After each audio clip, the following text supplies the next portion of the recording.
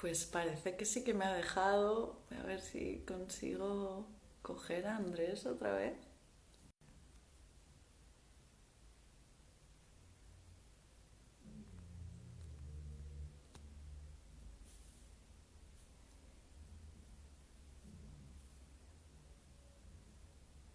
Que Andrés nos estaba contando sobre su nueva visión con la cruzada sobre la astrología. Mira, aquí estás.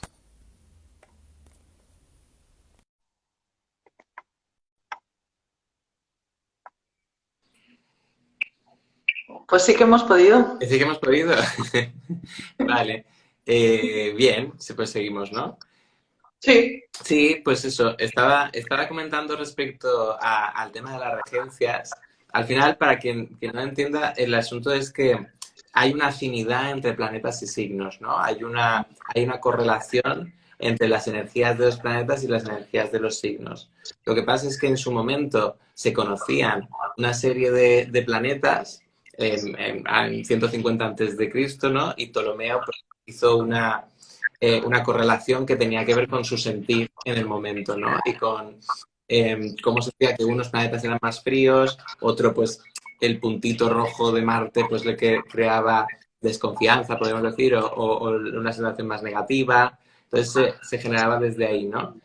Pero claro, mucho ha cambiado desde entonces y parte de mi mirada o de lo que me gustaría que también, digamos, se viviese más en la astrología es el entender que al final esos planetas también son cuerpos, que tienen una danza, que tienen una forma de ser, ¿no? Y que yo si los tengo más en cuenta no es porque sea un friki de la astronomía, no es porque me encante decir que hay un 73% de hidrógeno en Júpiter, ni mucho menos, sino que hay algo mágico en esos cuerpos. O sea, a mí, por Ujú. ejemplo, Saturno, poca gente sabe que sus anillos son una especie de reciclaje, que lo que hace es romper lunas, ponerlas, convertirlas en anillos que son de puro hielo y luego se las va tragando, como si hubiese un proceso de eliminación.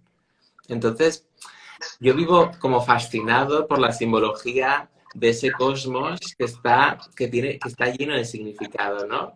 Y que me parece una lástima que algunos astrólogos hayan dejado de preguntarse qué sienten cuando ven a Saturno, ¿no? ¿Qué sienten cuando se les explica eh, qué es lo que hace realmente Neptuno, ¿no? Por ejemplo, Neptuno se pasa la vida intentando que otros cuerpos no se vayan al abismo.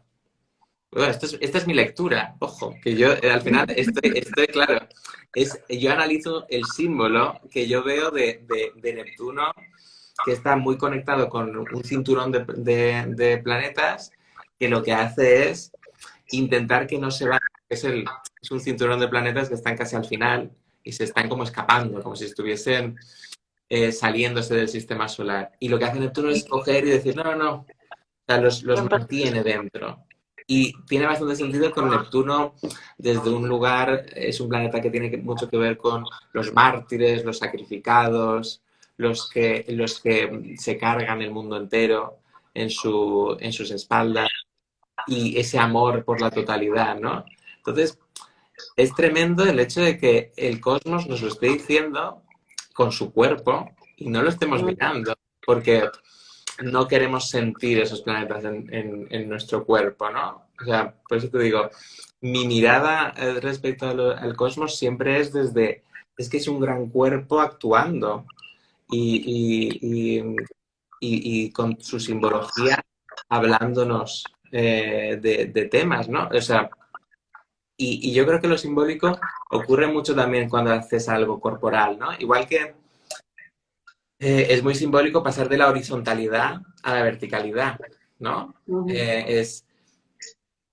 Muchas sesiones corporales se empieza arrastrándote, ¿no? Como si estuvieses en fase animal, en cuadrupedia, ¿no? En las cuatro patas, y después te pones erguido y a lo mejor la postura del jinete y hay como una conexión más con lo alto, con lo elevado, ¿no? Como esta cosa de esto. Y esto también existe con los planetas. Por ejemplo, la mayoría de planetas están en un plano, ¿vale? Y a partir de Plutón vuelan.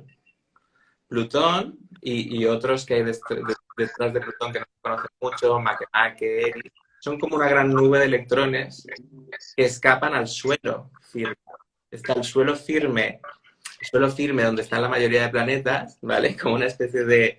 donde está el eje, sí, un disco donde están, y luego Plutón coge y se empieza a elevar junto con Makemake, son como un grupo de voladores. Ajá. Y claro, esto para mí es un símbolo del volar, es un símbolo del ir más allá y del romper la norma del suelo, ¿vale? Y esto para mí tiene que tener un significado, es decir, nada es casual, ¿no? Yo soy como partidario de la idea de que toda forma tiene un espíritu, igual que nosotros, con nuestros cuerpos, somos la materialización de nuestros espíritus. Los planetas no tiene sentido analizarlos sin entender que su forma es una traducción directa de su alma. Así tal cual. Entonces, por eso, que ya te digo, puedo estar equivocadísimo con las interpretaciones que le doy a eso. Pero al menos intentarlo es importante, diría yo, ¿no? Al menos habría que intentarlo, ¿no? Y por eso yo, por ejemplo, Plutón lo veo más de Acuario, porque está en los confines junto con un montón de otros planetas muy parecidos, que se llaman los planetas enanos. Son un grupo de voladores rebeldes que se cargan Vale. del sistema. Literalmente están en el margen, los marginados. Es literal, o sea, y además no solo eso, sino que tienen nombres que son muy raros. Sabéis que la energía de Acuario es una energía como de los frikis, de los diferentes, y curiosamente los planetas enanos tienen nombres de otras mitologías. La mayoría de planetas tienen nombres de mitología, de la mitología romana, y a partir del cinturón de Kuiper, que es donde están todos estos cuerpos, tienes mitología india, mitología nativoamericana, mitología, tienes a Ake, que creo que es nativoamericana, o es de la Rapa Nui. Me confundo con él y con... No, Quaoar es nativoamericano y Makemake es de la isla de Pascua. Vale. Hay una hawaiana que se llama Haumea, es decir, como si hubiesen invitado a los que nunca estuvieron invitados, no a los marginados. A los acuarianos. A los acuarianos, que además son muchos. O sea, también, esto es lo que te quiero decir, ¿no? Que si Acuario coge y se manifiesta en el cosmos, ¿cómo se manifestaría? En grupo. No se manifestaría porque tiene que ver con su energía. Acuario se manifiesta en la red, en una red de seres, no en un ser individual. Entonces, para mí tiene mucho más sentido que Acuario sea una nube de seres más que un solo ser, ¿no? Porque ¿por qué iba a hacerlo de forma diferente esa energía? ¿No? Y es retador, porque ningún astrólogo quiere hablar de estos otros planetas. ¿Por qué? Porque es un lío. Es un lío. Es un lío hacer una carta astral que de repente están invitados 10 planetas nuevos. Es un lío. Claro. Está claro. En el fondo, yo aún no he resuelto qué haríamos con los planetas acuarianos. Quizá habría que hacer una carta astral aparte, ¿sabes? Como solo con ellos. La carta astral acuariana, ¿no? De esos planetas. Quizá, Claro. en ese sentido es un lío, pero para mí yo siempre digo que los astrólogos somos como traductores, y eso también lo dice mi compañero Robert, por ejemplo, y uno de nuestros cometidos es traducir el cosmos. Entonces, qué mejor que seguir mirando al cosmos y traduciendo lo que nos dice, ¿no? Y para mí eso pasa siempre por el cuerpo del cosmos, cuerpo cósmico, ¿no? Y de hecho esto también es algo que ayuda a la hora de encuerparlo. O sea, por ejemplo, para encuerpar a Neptuno, podríamos ver a una persona preocupada por traer al colectivo, ¿no? De vuelta a la norma, ¿no? Como realmente una serie de un grupo que se está perdiendo y el Neptuno intentar salvarlo, por ejemplo, ¿no? O, por ejemplo, también para mí el planeta de Libra, que tiene que ver con el equilibrio, es Júpiter, porque literalmente Júpiter es el contrapeso del Sol. Está el Sol, que pesa mucho porque es el 99% de la materia del sistema solar, y luego está Júpiter, que es el siguiente cuerpo más pesado del sistema solar, y entre ellos tensan el espacio y el tiempo. Es como si tuviesen una manta y la estirasen, y ahí es donde estamos nosotros. O sea, nosotros tenemos estabilidad, la Tierra y otros planetas, gracias a que hay una lucha, hay una especie de tironeo entre el Sol y Júpiter. O sea que literalmente lo que hace Júpiter en nuestro sistema solar es poner equilibrio. O sea, para mí eso es Libra, ¿no? Y además, para mí el Sol tiene más... Aries, ¿no? ¿Cómo? Claro. No, no, eso, que el Sol para ti es Aries, o sea que... Exacto, Aries, que es el opuesto de Libra. Entonces, ahí se genera como un diálogo absoluto entre ellos dos, ¿no? Y luego hay otras cosas, tipo Júpiter también nos protege mucho de asteroides que nos podrían destruir y hay una cosa como protectora, como generando estabilidad en más de un sentido. Claro, pero esto que haces es como resignificar toda la astrología. ¿Eres acuariano? No, ya me has dicho que no, pero como que es algo como muy... me salgo de todo lo que se dice como para mirarlo de otra manera. Bueno, bueno, todo tampoco, ¿eh? En el sentido de que es los planetas exclusivamente, ¿eh? En todo lo demás estoy completamente de acuerdo con la norma y con la tal y como existe. Es decir, que no es desde una, para mí no es desde una voluntad de ser diferentes más, sino que es desde una voluntad de coherencia, ¿no? De por qué estamos con un cosmos que es mucho más grande de lo que nos contamos sin inferir sus significados, ¿no? ¿Por qué no hablar de Makemake, de Eris y de... O sea, ¿estamos hablando del cosmos o no? Es decir, los astrólogos hemos venido a hablar del cosmos. Entonces, tirar algunos que no nos vienen bien no tiene mucho sentido para mí. Y más cuando estamos con un sistema un poco incoherente, porque hay algunos planetas, algunos signos que no tienen planeta regente, o que tienen dos, o que hay una cosa un poco incoherente. Algunos signos tienen dos planetas, otros solo uno, otros en un planeta hay dos signos. Es decir, para mí el sistema es poco armónico y no me cuadra que el cosmos se generase así. De hecho, para mí, en muchos casos, yo digo que soy más tradicionalista o más purista que otros astrólogos, porque si Ptolomeo, que es el primero que buscó la regencia, se despertase hoy, buscaría una unidad, buscaría... Él, por ejemplo, respetaba mucho el hecho de que tú acabas el círculo de los planetas y tienes que volver a Aries, ¿vale? Al planeta de Aries, porque se vuelve al comienzo. Entonces, para él, tú ibas hasta Saturno y luego volvías a Júpiter, pero Júpiter volvía a Marte, que es el primero. Bueno, como que había una especie de volver. Eso en mi sistema está porque el sistema solar es un toroide. Es un símbolo del infinito en sí mismo. Es decir, cuando llegas a la frontera final, que es la nube de Oort, vuelves hacia adentro. Los cometas más lejanos, los que están, o sea, tienes al grupo de Acuario, que hemos hablado antes, ¿no? Al grupo de locos acuarianos. Y luego tienes una nube, que sería Piscis, que es lo más lejano, y esa nube está hecha de cometas que vienen a morir al Sol. Se cierra el círculo. O sea, el cosmos ya se cierra solo. No hace falta que lo cerremos nosotros. Es decir, el cosmos ya es un símbolo del infinito que vuelve al principio. Los cometas en sus bombardeos, cuando caen, siempre acaban muriendo, o casi siempre vienen a acabar muriendo al sol.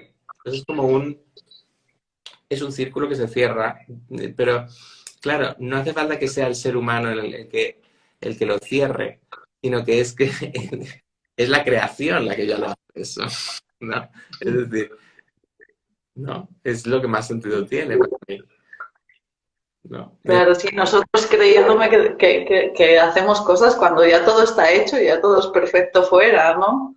Claro, claro. O sea, por eso para mí pensar en el cuerpo cósmico no es, no es por una voluntad de ser más científico o más preciso ni nada de esto, sino que es una voluntad de disfrutar de esa poesía que hay ahí, ¿no? De que muchas veces el toroide es una imagen que se utiliza para nuestra propia energía, ¿no?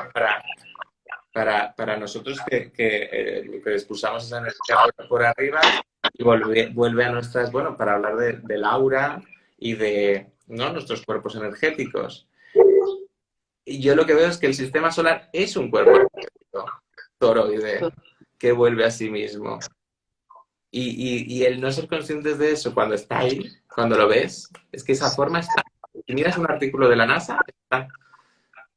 Es que está tal cual. Y si hay mucha gente que no confía demasiado en la NASA. Yo digo, no sé, me parece tan bello lo que hay ahí que muchos se han inventado. Me encanta tu invento, así te lo digo. Me encanta.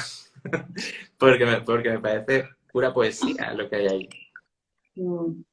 Que evidentemente luego no hay que fiarse de algunas cosas porque es posible que evidentemente quien controla la información controla lo que dice, evidentemente. No digo que no.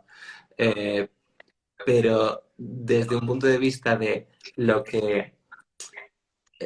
enriquecedor que puede ser eso, también a nivel simbólico, ¿no? Y a nivel de encuerparlo, pues me parece fascinante. ¿No? Yo siempre digo que para mí es como que me gustaría nadar con los planetas como quien nada con delfines en el mar, ¿no? Como sentir un poco la energía de cada uno y lo que hace.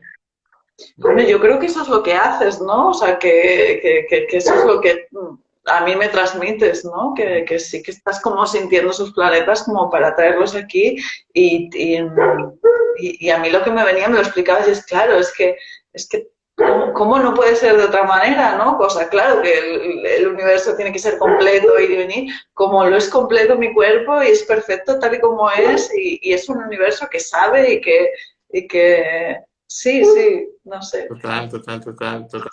Es que es eso, es que es lo mismo que cuando descubres que tu cuerpo tiene los canales para todo, ¿no? Los canales para eliminar, los canales para crear de nuevo, los canales y las formas perfectas para crear ese infinito recorrido energético. Por eso te digo que al final el sistema solar no es diferente, es otro cuerpo armónico. Y es una pena que no le llevemos más atención a esa parte, ¿no? Y que claro, también lo entiendo, ¿eh? Porque al final a mí me cuesta, ¿no? A mí me cuesta cambiar. Yo sigo dando clase y acabo de escribir un libro y sigue la tradición. O sea, esto es una investigación en movimiento que no sé ni a dónde llevará, ¿no? Pero que me parece que es muy relevante al menos hacerla, ¿no? Y otra cosa que siempre alumbro es la idea de que para nosotros, para la astrología, el número 12 es el número de la totalidad. Y claro, es como un número mágico, que además si sumas 1 más 2 es 3, que también es un número bastante mágico, el número 1, 2, 3, ¿no? Y de la Trinidad, todo esto, ¿no? Y en parte esto suena como más la verdad revelada, o como lo quieras decir, pero para mí hasta que no nos sincronicemos con el 12, es como si no hubiésemos contactado del todo con el cosmos, ¿no? Porque lo atajamos, ¿no? Bueno, como no tenemos 12, pues nos quedamos con 10, ¿no? Pero realmente todos los sistemas astrológicos hay 12 signos, 12 casas, 12 planetas. Es lo suyo. Y el tema es que nos sobran candidatos para 12 planetas, porque hay cuerpos en el sistema solar hay a miles. ¿Y qué es lo que según tú faltaría para llegar a esos 12? Pues claro, eso también, de hecho, es interesante porque los discursos también se notan en el sistema solar. O sea, yo también, otra cosa que siempre digo es que qué curioso que la mayoría de planetas tengan nombres de señores con barba. Y mira que yo tengo barba, pero todos son Neptuno, Saturno, los gobernantes del cosmos, ¿no? Te lo digo esto porque te lo traigo porque para mí algo que se ha ignorado es una cierta invisibilidad femenina, sobre todo el eje Piscis-Virgo de lo invisible. Virgo es las partes más pequeñitas, lo invisible microscópico. Entonces, se invisibiliza pensando en que pues, la célula no es importante, ¿no? El mínimo elemento no es relevante.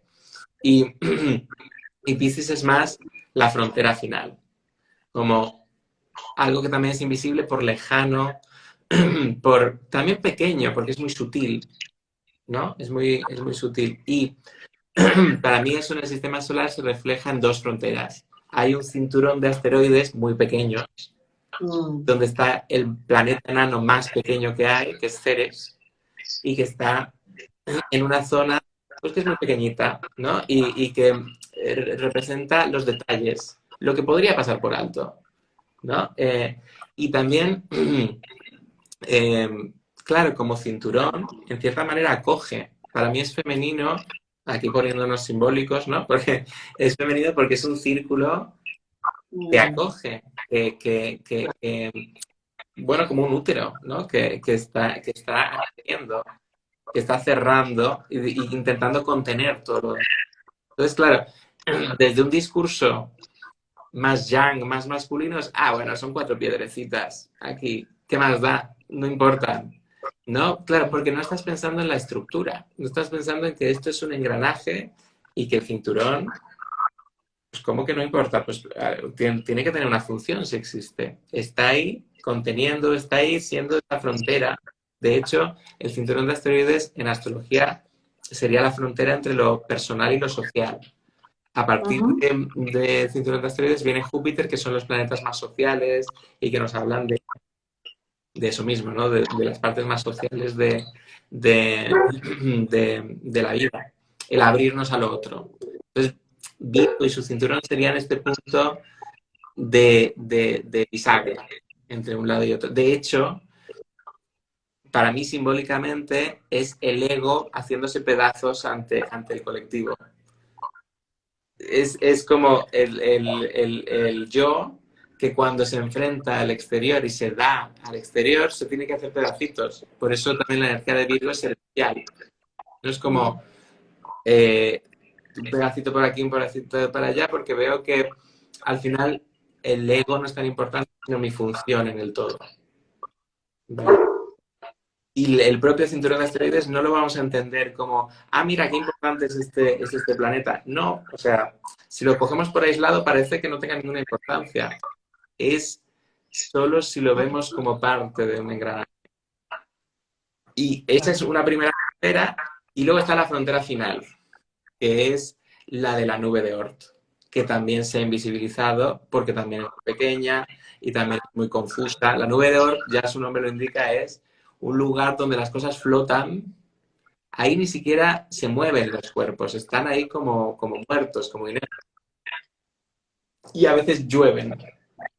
A veces nos llueven encima esos cuerpos. Es como, ahí sí que veo más un gran útero, porque además la nube de Oort es esférica y es como si fuese la cáscara de nuestro sistema solar, nuestra piel. Entonces, claro, como no son planetas de pleno derecho, estas dos estructuras se obvian, ¿no? Como que tienen menos relevancia. Sí que se hipotetiza que dentro de la nube de Oort hay un planeta que mueve los cometas y de hecho que es el que genera los grandes bombardeos. Un poco como un útero que menstrua. Estas son mis imágenes, normalmente. Pero Está guay. como un útero que lanza el alimento, ¿no? Hacia adentro, ¿no? Y que tienes como sus ciclos, ¿no? Y que probablemente en unos años nos lance un montón de meteoritos y nos limpie a todos, como el bebé que somos nosotros dentro del útero tenga que salir, ¿no? En cierta manera. Estas dos partes son las partes más yin del sistema solar y por eso son fáciles de evitar, ¿no? O sea, tenemos a los locos de Acuario y luego a estas dos.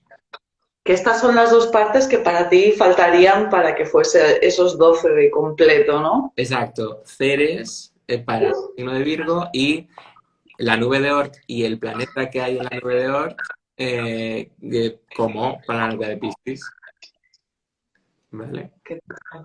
¿No? ¿Eh? Y esto que dices, ¿no? Que haya como una parte femenina también como más oculta, ¿no? Que también siento que es lo que hemos vivido durante mucho tiempo, ¿no? O sea que... Bueno, y que al final realmente hay algo ya natural de la energía femenina más discreta. Al final. Es decir, tampoco se trata de poner a la energía femenina en algo que no está. Es decir, que esa función de contención y de servicio desde la sombra, digamos, es lo que es su poder, ¿no? La energía de Virgo, si no estuviese en lo microscópico, no sería. Entonces necesita empequeñecerse. Es su orgullo. Y lo mismo con la energía de Piscis. La energía de Piscis es la energía de quien trabaja con lo sutil. Y para lo sutil tienes que ser canal y tienes que medio desaparecer, ¿no? Como ego. Claro, son dos energías muy de deshacerse del ego, en cierta manera. Claro. Y claro... Femeninas, como dices. Perdona, ¿no? ¿Cómo? Te decía que femeninas, que como dices que son energías femeninas. Exacto, total. Son energías femeninas de cuidado y de hipersensibilidad. Es como si en lugar de actuar o en lugar de poner, lo que hacen es siempre percibir, hiperperceptividad. Por eso Virgo es más... De hecho, es un eje que también es muy típico trabajando el cuerpo, porque la hiperperceptividad de Virgo se fija en cada detalle, ¿no? Es como me duele algo y es como lo siento como si fuese un ataque al corazón, cuando en realidad no, es un pinchacito, ¿no? Pero hay mucha perceptividad en lo físico y la hiperperceptividad de Piscis está en lo energético, ¿no? Eso, en sentir enseguida la atmósfera que cambia, emocional, y el fluir de la energía. Entonces, claro, son dos que son muy así y para mí en el cosmos se refleja muy bien como dos seres que son más membranas que reciben todo lo demás, como filtros, ¿no? Que reciben todo lo demás, más que accionar, más que invadir, ¿no? Desde eso. Oye, Andrés, ahora que decías lo del eje, a mí me viene otra pregunta, no sé si quieres que te la lance. Bueno, sí. No, como antes decías lo del eje de Tauro-Escorpio y tenemos lo del eclipse, pues no sé, o sea... No, claro. Tauro-Escorpio, bueno, ya te comentaba que para mí el eje en lo corporal, el eje boca-ano es importante, ¿no? Y la importancia que tienen las dos energías para lo justo y necesario. Porque realmente Tauro tiene que ver con, su filosofía sería, para tener tu jardín del Edén, no te pases, ¿no? Un Tauro maduro. Hay Tauros que en la voluntad de tener su jardín del Edén, pues se lo llenan con avaricia, ¿no? Pero con extravagancia, podríamos decir. Pero el Tauro puro lo que nos enseña es más el decir, oye, para mi jardín del Edén, pues trabajo esto mi huerto, digamos, lo justo para sobrevivir, ¿no? Y esto nos lo podemos llevar a todas las cosas del mundo y que esto lo necesita el mundo, pero a saco. Es decir, Tauro es el parar. O sea, de tanto parar, ¿no? Tanto saber no hacer nada, saber no progresar, ¿no? A Tauro a veces les llaman vagos, ¿no? Pero bien visto es, deja ya de progresar. Esto es una tontería, que no te lleva a ningún lado. Es decir, hago lo necesario y luego me siento. Y porque, ¿para qué hacer más? Es decir, es suficiente si ya lo tienes, ¿no? Entonces, esa capacidad de sentarse y sentarte a disfrutar pues ya tengo mi jardín, pues ahora, si ya lo tengo, solo me siento a contemplarlo. Punto. No hace falta más. Es muy Tauro. Y por otro lado, Escorpio es más una parte de la necesidad de eliminación, más desde lo tóxico. O sea, Escorpio surge muchas veces por el exceso de Tauro. Es decir, es verdad que si me quedo mucho rato más en el disfrute del jardín y solo quiero ver el jardín, puede haber una especie de idealismo de Tauro o egoísmo de Tauro, que es que no quiere ver cuando algo ya está empeorando, algo empieza a no funcionar y, por ejemplo, pues tiene que vender su huerto y eliminar la casa y ya pasar a otra etapa, ¿no? Y entonces Scorpio es necesario para poder limpiar lo que ya no me está generando nada. O sea, a veces Tauro sin Scorpio puede ser un envoltorio bonito que se empeña en seguir ahí, que seguir ahí en el disfrute, cuando a veces hay que atravesar el dolor, hay que atravesar algo que tiene que ver con una pérdida, ¿no? Dejarlo ir para que pueda ocurrir, ¿no? Entonces, los eclipses van a ir de eso y especialmente el eclipse que viene, el lunes, que es de luna llena en Escorpio, va a tener que ver más con el tema de dejar ir algo. Ojo que también un poco aviso para navegantes, si no te toca algo de tu carta astral personal, es posible que no lo sientas demasiado y también que los eclipses al final son la gota que colma el vaso. Es decir, casi siempre la transformación viene de antes, viene de otros planetas, otros movimientos que ha habido anteriormente y el eclipse es solo el último empujoncito que... Los eclipses son momentos que es posible que ya lo habéis sentido en estos últimos días porque estamos entre eclipses. Claro, entonces como que salen cosas inconscientes que estaban ahí, pero como que ahora te saludan, ¿no? Ahora te dicen, venga, que sigo aquí, ¿no? ¿Me vas a trabajar o no me vas a trabajar? ¿No? Como es más desde ahí. Y en realidad la recomendación suele ser entre eclipses, o sea, entre el último eclipse que fue hace 2 semanas y el de este 16, observarte. Porque van a salir cosas inconscientes, apúntatelas. ¿En qué estás? ¿Qué te estás pensando? ¿Estás pensando en dejar tu casa? ¿Estás pensando en dejar tu trabajo? ¿Estás pensando en dejar a tu pareja? ¿Qué es lo que te ha surgido como algo en ese sentido? ¿Tienes una pulsión por conectar con la naturaleza, que podría ser? ¿Una pulsión por conectar con... También he notado mucho, volver a Tauro para muchos es volver a casa, a la pertenencia, ver con la familia, con esto de que nos han sacado ya de casi todas las restricciones, como volver al tacto. Entonces, más que actuar, porque no es bueno tampoco actuar en el eclipse, es apúntatelo y luego déjate unos días para decir, vale, sí, tengo claro que por aquí va el asunto, ¿no? Y casi siempre serán cosas con cómo gestionar mejor tus recursos para vivir de una forma más sencilla y acorde contigo. Aunque luego tendríamos que mirar en cada carta astral dónde le cae por casas y si te toca otras cosas. Porque te toca, si tú tienes al Sol en Escorpio o en Tauro, va a tocar toda la identidad y si tienes la luna va a ser más que te tocará el niño interior. Es decir, que luego como que cada uno tiene su aderezo personal dentro de la receta. Si de la receta del universo, ¿no? Te toca una cosita para ti. Claro, porque luego ya tu carta astral te la remueve. Te toca en algún punto y ya tienes. Por eso te digo que es como la gotita que colma el vaso. ¿Vale? El eclipse. Nunca es tan... O sea, pasan 4 eclipses al año, todos los años. Que nadie piense que un eclipse es, por regla general, me va a cambiar la vida. No te cambia la vida 4 veces al año. ¿No? No. No.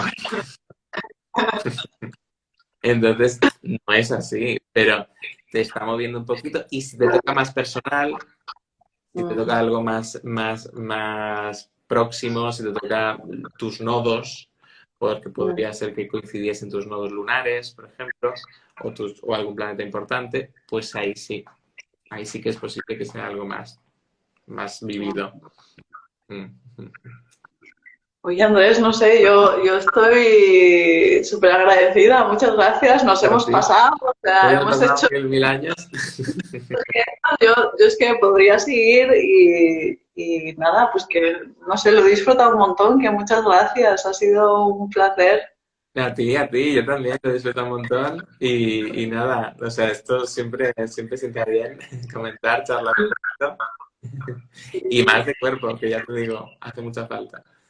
Sí, sí, total. O sea, y como traer eso, ¿no?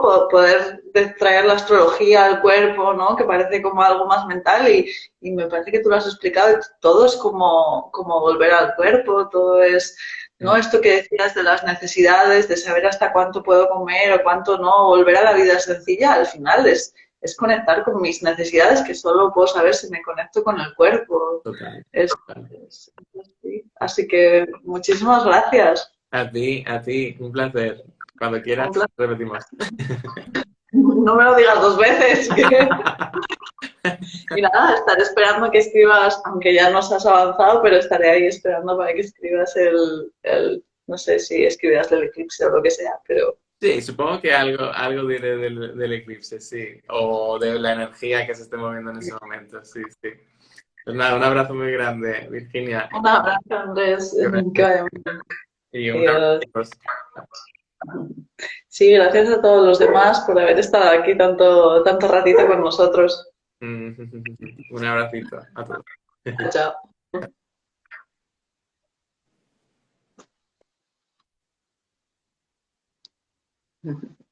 Y nada, para los que queráis saber más de las charlas que estamos haciendo, pues podéis entrar en la página web, suscribiros, o entrar en el Instagram y ahí pues tenéis toda la información.